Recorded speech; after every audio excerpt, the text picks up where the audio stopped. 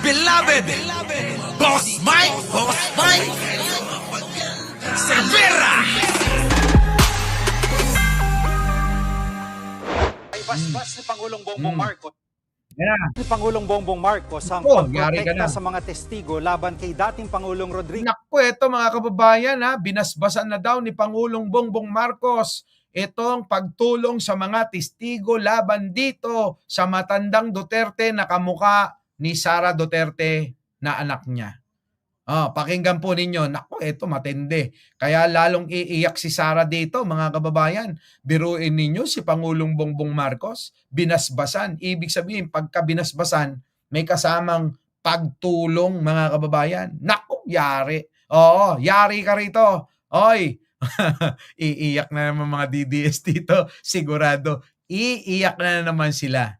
Ha? Sabi ko naman sa inyo, si Duterte basura na lang yan.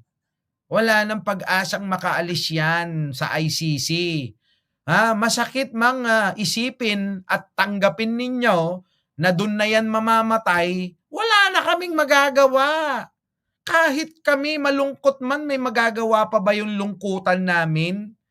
'Di ba? Na isang kapwa natin Pilipino ay nasadlak saan sa ICC dahil sa katarantaduhan niya mismo. Huwag niyong isisi kay Pangulo. Si Pangulo gusto lang neto ng hustisya para sa mga inagrabyado ng kinang-inang tatay ni Sara Duterte. Yun lang naman yan. 'Di ba? Huwag niyong bibigyan na naman ng mali siya yung pagtulong niya, yung basbas niya na tulungan itong mga biktima ni Digong. Mga kababayan ko. 'Di ba? Yun. Sige, tuloy. Panoorin natin. Pasok! Pasok! May basbas ni Pangulong Bongbong Marcos ang pagprotekta sa mga testigo laban kay dating Pangulong Rodrigo Duterte. Sabi pa ng Malacanang, hindi man direkta, nakikipagtulungan na ang ating pamahalaan sa ICC. At Naku, live yan na yung sinasabi nila. Sasabihin na naman nila, mga kababayan. Sabi mo, hindi ka makikipagtulungan eh. Sinungaling ka. Unggoy pala kayo eh. Ang tinutulungan ni Pangulo, yung mga biktima ni Digunyo. Lagot kayo ngayon. Kaya yung tatay nyo, alam nyo, ipagdasal nyo na lang na sana matuloy yung kaluluwa niya mapunta sa impyerno dahil yun naman yung pangarap niya, di ba?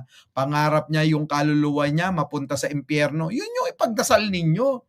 Di ba kayo nagtaka? Si Hanilet pinabaklas na yung mga tent na mga taga-suporta nila doon sa harapan ng bahay nila sa Davao kasi alam na nila na wala na silang magagawa. At si Hanilet nakapokus na lang kay Alpotera. Si Alpotera, mga kababayan, na tinatawag nila na napulot lang na endorser ng isang sigarilyo sa isang club, kaya tinatawag nilang Alputera. Yun. Na ngayon, nag-aaway-away sila. Yun. Mga kababayan, doon na nakapokus yung mga yan. Hindi na kay Digong. Si Digong ay basura na lang. Basura na pilit nila na ginagamit para makakuha ng atensyon sa mga tatanga-tanga at syosyunga-syunga. Yan ang katotohanan. Kung hindi nyo magigets yan, talaga namang nagmana kayo kay Sara sa kabobohan niya. Wala nang iba. Tama? Tama? Tuloy! mula sa TV5 Media Center, nangunguna sa balita si News 5 Palace Correspondent Marcel Halili. Marcel, ano pa ang sinabi ng palasyo kaugnay ng mga testigo laban kay dating Pangulong Duterte? Gigi, malinaw yung sinasabi ng palasyo, kapwa Pilipino ang mga tatayong testigo tungkol dito sa EJK issue o yung kaso na isinampa laban kay dating Pangulong Rodrigo Duterte. Kapag kapwa Pilipino, kailangan daw itong tulungan. Correct! Yan ang sinasabi ko. Hindi ba maaari na tutulungan mo lang yung mga malalaking tao? Mas kailangan ng tulong netong mga maliliit nating kababayan na inabuso, pinatay ng walang kalaban-laban ng tatay ni Sara Duterte. Mga kababayan, ako'y pabor na pabor dyan na ang dapat tulungan yung mga nangangailangan ng tulong, hindi itong mga mga mapang-abuso na tulad nila Sara na hinihingi yung alin? Tulong ng gobyerno para mapauwi yung isang taong kriminal na mamamatay tao. Payag ba kayo doon, mga kababayan? Isang taong kriminal, isang taong mamamatay tao, isang taong masamang tao talaga, mga kababayan. Payag ba kayo na yun ang tulungan ng gobyerno? Hindi po ba dapat talaga na tama itong ginawa ni Pangulo? Yung desisyon niya na ang tulungan ay itong mga kapwa nating mga Pilipino na mahihirap, na lalong naghirap gawa ng ang mga pinatay ay ang mismong haligi ng bahay.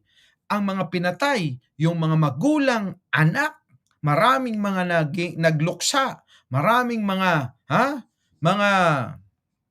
sumama ang loob. Mga taong nawalan ng gana sa buhay dahil dyan. Nawala yung kanilang minamahal na membro ng pamilya. Pagkaisipin nyo na lang, mga kababayan, tuwing tayo mawawalan ng isang membro ng pamilya, hindi po ba't napakasakit? Kahit pa, mga kababayan, walang may kasalanan, masakit pa rin yung pakaya na binawi ng isang Rodrigo Duterte at Bato de la Rosa at mga tauhan niya, netong si Digong, mga kababayan, ang buhay ng minamahal nila.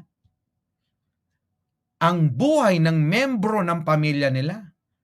Ulitin ko, mga kababayan, yung ngang mawalan tayo ng isang membro ng pamilya nang kahit walang may gusto, masakit pa rin. Yung pakayang mismo kita mo kung paano bawiin ang buhay niya netong mga gunggong na mga grupo ni Duterte.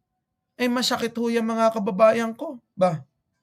Yung mga panawagan ng mga matatanda nating kababayan, yung sama ng loob na ibinubulalas nila, na pakinggan sana ng gobyerno para makamit nila ang hustisya.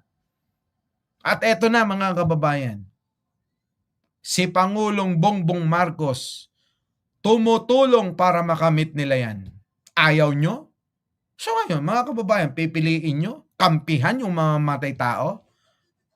Nasan na yung mga utak nyo? Baka parehas kayo ng utak ni Sara, na ang utak nasa mani, mga kababayan. Baka parehas kayo ng utak ni Bato, ang utak nasa itlog. Nako, Diyos ko naman. Sige, tuloy. Paano to nangyari? Pakinggan ninyo. Sinasabi ni Palace Press Officer Undersecretary Claire Castro, ang sinasabi naman daw ng Commission on Human Rights ay katulad din ng stand ngayon ng gobyerno na kahit na ano pang circumstance nitong testigong ito, mapa-abroad man, mapa dito sa Pilipinas, kailangan silang bigyan ng proteksyon. At ito rin naman daw ang gustong mangyari ng Pangulong Bongbong Marcos. Ang masiguro naman... Ang sinasabi ko, galing-galing mo talaga, idol. Kaya idol na idol kita, Pangulong Bongbong Marcos. Oo. Kaya alam nyo, hindi ako nagsisisi sa pagsuporta rito kay Pangulo. Yung mga pangatwiran niya, parehas na parehas kami. Oo. Mga kababayan ko, baka kayo rin. Yung mga naisin ninyo, naisin niya rin. Yung bang may pagkakapare-parehas tayo ng mga iniisip at ng mga gusto na mangyari. Di po ba, mga kababayan? Kaya ibang klase. Hindi ako talaga nagsisisi sa pagsuporta kay Pangulo. Hanggang dulo paglalaban natin to. Hanggang maitawid yung kanyang termino, mga kababayan. Sa totoo lang, di ko kailangan to Oo. Pero napamahal kayo sa akin lahat Parang si Jen Angeles lang.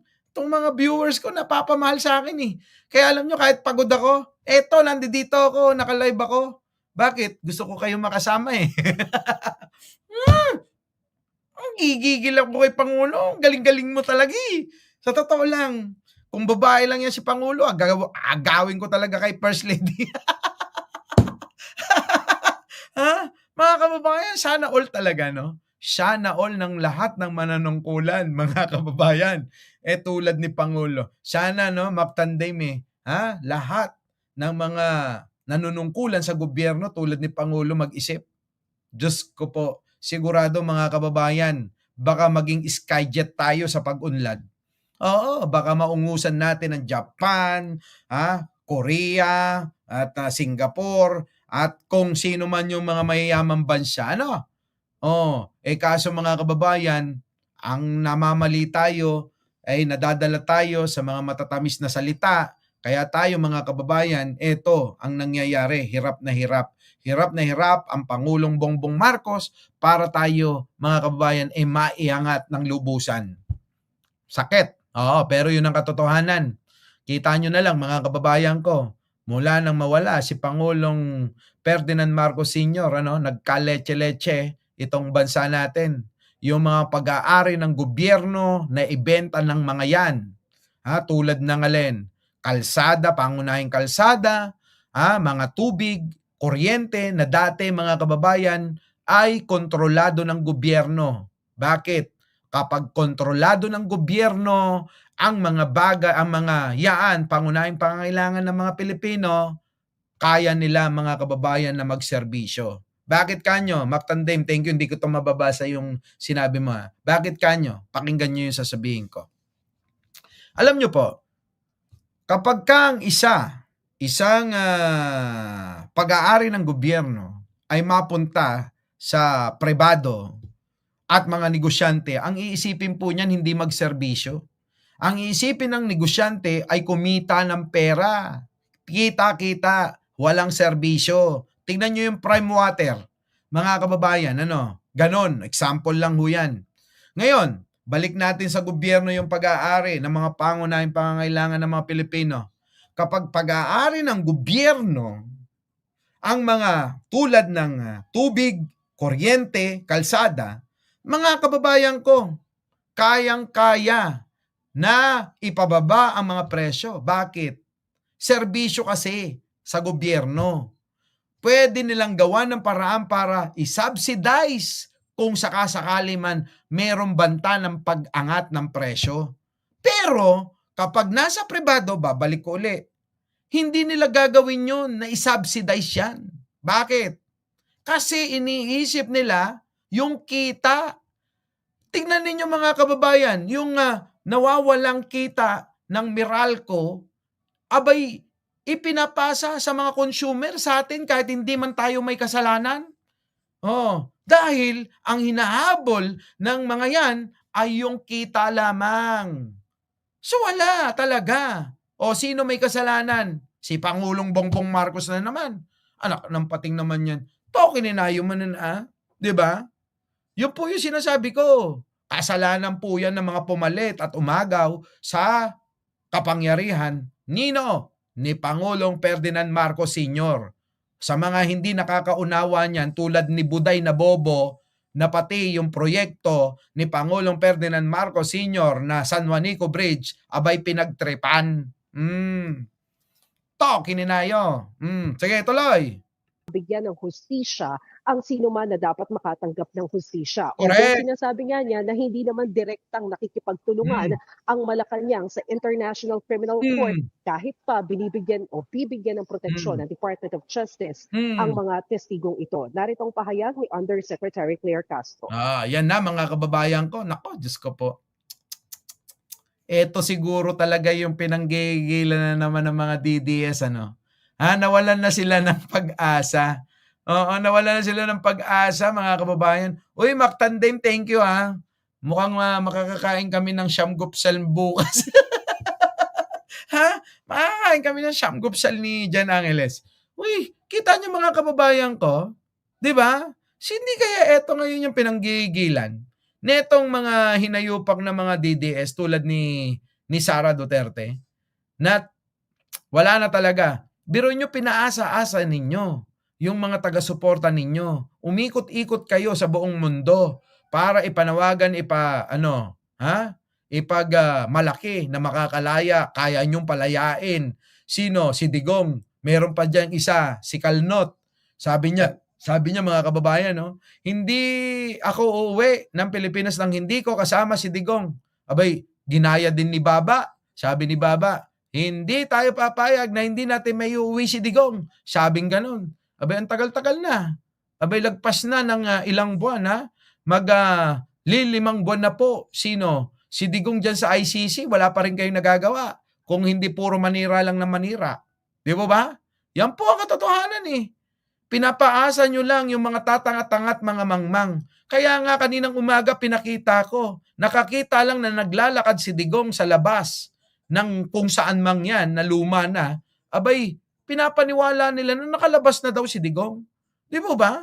Ganon kamangmang yung mga DDS. Tandaan nyo yan, mga mangmang yan. Tuloy. It can be said that it is indirectly cooperating with the ICC, but the primary intention of the government is to help the victims and the witnesses of the victims to get the justice.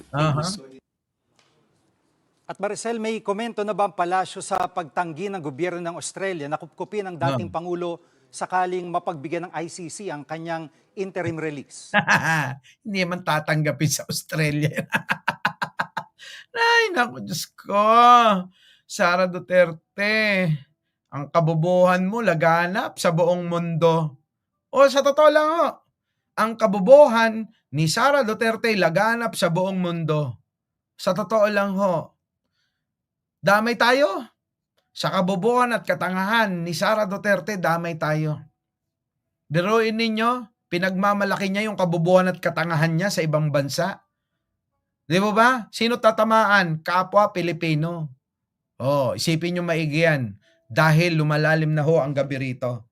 Opo ang oras po rito, mga kababayan, ay mag-aalauna na ho ng madaling araw. Kaya mga kababayan, huwag kayong magla-like huwag kayong mag-share at mag-subscribe. Tuloy. Jiggy, sa ngayon wala pang ibinibigay na komento ang Malacanang tungkol dun sa sinasabi na pagtanggi ng pamahalaan ng Australia na tanggapin si dating Pangulong Rodrigo Duterte. Although matatandaan natin na nitong mga nakalipas na araw ay tinatanong din ng Malacanang Palace si Vice President Sara Duterte kung ano bang naging layunin niya sa pagbisita dyan sa Melbourne. Ano layunin niya? Maliwanag naman, manira, mamintas, siraan ng sariling bayan, na akala mo hindi siya Pilipino at hindi siya Vice Presidente ng Pilipinas. Pinagtripan pa sa San Juanico Bridge. At tila ba mga kababayan, kinutya pa yung napakatagal na nakatayo na tulay na pinagawa pa ng ama ni Pangulong Ferdinand Marcos Jr. Walang iba po kundi si Apo Lakay. Samantalang hindi niya nakita yung mga tulay na pinagawa ng tatay niya na hindi pa natatapos ang 1 taon, nagsibagsakan. Di po ba? At may mga nadamay pa na mga buhay dyan. Di po ba? Ganyang katanga. Personal ba ito o pang-official daw na function ang ginawa dyan ni VP Sara? Because if it's official function, obligasyon daw ni VP Sara na magpaliwanag sa taong bayan kung ano yung kanyang mga accomplishments. Yan po yung mga kababayan yung pinagmamalaki niya. Hindi alam ng gobyernong ito kung ito ba ay opisyal na lakad o ito ay personal. Bobo ka pala personal. O sige, sabihin natin personal mo yan. Paano naman yung mga kasama mo? Na mga tauhan mo sa opisina mo? Di ba? Sila ay Sila ay kawani pa rin ng gobyerno. Baka nakakalimutan mo. Sino gumagastos dito? Ikaw ba? At saka, teka muna, kung may gastusin ka, saan galing yan? Di ba? Saan galing yung ginagasta mo sa pag-travel mo? Hindi naman kita katulad, magkaiba tayong dalawa. Kasi ako, nagninegosyo, nagtatrabaho. Ikaw, wala ka namang trabaho dahil wala ka namang tinatrabaho sa opisina mo. Wala kang ang proyekto Buti pa ako. Kung malalaman mo lang, buday, kung anong proyekto ko. Kaya mga kababayan ko, paghandaan nyo yung pagkikita-kita natin, sa mandako ng mundo kayo naroroon. Pupuntahan ko kayo para ikonekta ang gobyerno sa inyo na hindi nagagawa ng mga kinaukulan. Ako na mismo gagawa niyan para sa inyo. Opo, promise, cross my heart. So mga kababayan, hanggang dito na lang. Huwag na natin itong tapusin. Dahil malalim na ho ang gabi. At ganito-ganito lang po tayo, pero alam nyo, ako po, totoong nagmamahal sa bayan at totoong nagmamahal sa kapwa Pilipino. Kikengkoy-kengkoy lang ako, sabi nga ng iba dyan. Tatawa-tawa lang ako, pero iba to. Iba to, it's mga kababayan. So mga kababayan, hanggang dito na lang. Muli, ako po ang inyong lingkod, Mike Cervera po, laging nagsasabing, mahalin natin ang ating kapwa, ipagdasal po natin lagi ang ating bansa. Magandang umaga at magandang hapon at magandang gabi sa amandako ng mundo. Naroon kayo. Magkikita-kita po tayo. Ha? At syempre, magandang buhay na rin para sa ating lahat. Maraming salamat po sa inyong pagsamang muli. Our beloved Boss Mike Cervera.